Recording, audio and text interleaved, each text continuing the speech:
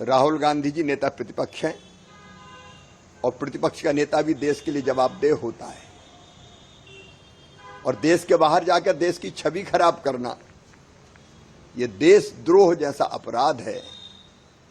कोई देशभक्त ऐसा नहीं कर सकता। लेकिन राहुल जी तो लगता लगातार तीसरी बार हारने के बाद कांग्रेस के कुंठित हो गए और अपनी कुंठा देश की छवि खराब करके अमेरिका में निकाल रहे हैं।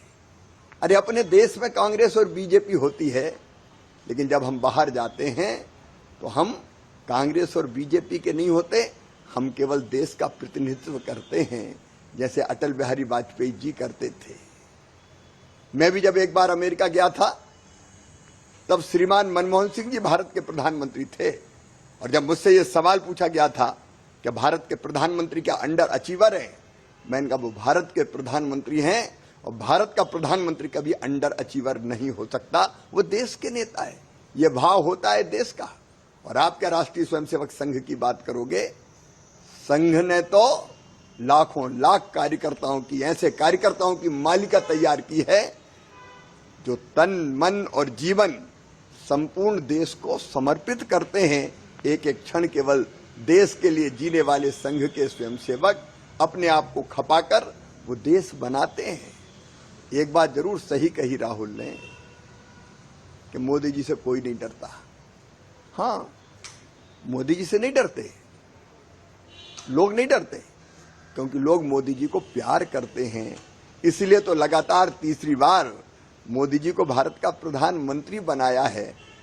आप तो अपमान कर रहे हो भारत के मजदूरों का, कामगारों का, कारीगरों का। आप कहते हर चीज मेड इन चाइना आ रही है।